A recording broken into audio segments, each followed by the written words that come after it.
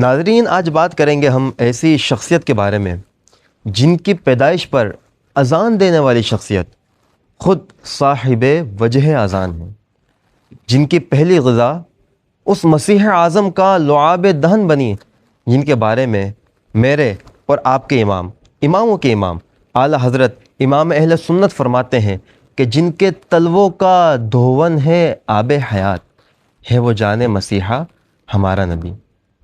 میں ہوں آپ کا اپنا شہاب الدین قادری اور آپ دیکھ رہے ہیں FRO اسٹوڈیو۔ آپ ہماری ویڈیوز دیکھتے ہیں، اگر ویڈیو پسند آئے آپ کو تو آپ لائک کریں، سبسکرائب کریں، شیئر کریں اور ایک چھوٹا سا محبت بھرا کمنٹ کرنا نہ بھولیں۔ آئیے ناظرین، ہم تاریخ کے کچھ اوراق کو پلٹتے ہیں اور ایک ایسے سفر کی ابتدا کرتے ہیں کہ جس میں تاریخ کو صرف سنا نہیں بلکہ روح میں اتارا جائے گا۔ بات ہے 15 رمضان المبارک 3 ہجری کی کہ مدینہ منورہ زادہ اللہ شرفوں و تعظیمہ خوشیوں سے جگمگا رہا تھا۔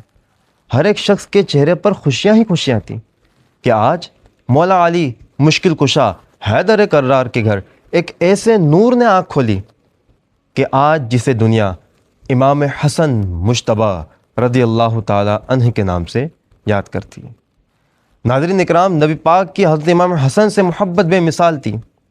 آپ کبھی حضرت امام حسن کو اپنے سینے سے لگاتے، کبھی اپنے شانوں یعنی کاندھوں پر بٹھاتے اور کبھی آپ ان کا ماتھا چومتے۔ ایک دن صحابہ اکرام نے عرض کیا کہ اے رسول اللہ، کیا ہی عمدہ سواری ہے کہ اس وقت حضرت امام حسن مجتبیٰ رضی اللہ تعالی عنہ آپ کے کاندھوں شان مبارک پر تشریف فرماتے ہیں۔ تو نبی پاک نے کیا ہی محبت بھرا جملہ ارشاد فرمایا، کہا ہے صحابہ یہ بھی تو دیکھو سوار کتنا اچھا ہے۔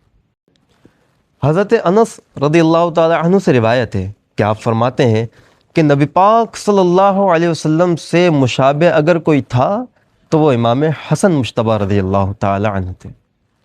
آپ کا انداز، آپ کی گفتار، آپ کا وقار سب اپنے پیارے نانا جان رحمت عالمیان حضرت محمد مصطفیٰ صلی اللہ علیہ وسلم سے جا ملتا۔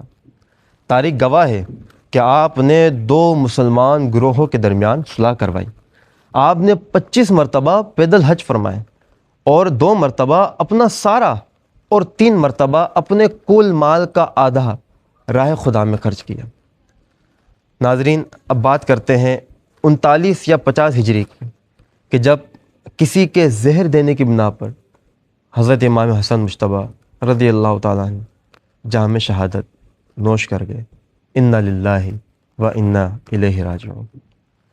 ناظرین، حضرت امام حسن کی زندگی ہمیں سبق دیتی ہے کہ ہمیں اپنی پوری زندگی کو اللہ اور اس کے رسول کے فرمان کے مطابق گزارنی چاہیے۔ اگر ہم بھی اہل بیت سے محبت کرتے ہیں تو ہمیں بھی چاہیے کہ ہم اہل بیت کے بتائے ہوئے ہر احکامات پر عمل کریں، اور اگر آپ بھی اہل بیت سے محبت کرتے ہیں تو یہ ویڈیو آپ کے پیش خدمت ہے، آپ اس کو سنیں، لائک کریں، سبسکرائب کریں، شیئر کرنا بھی نہ بھولیں، اور جتنا آپ شیئر کر سکتے ہیں اتنا شیئر کریں اور ایک چھوٹا سا کمنٹ بھی کریں۔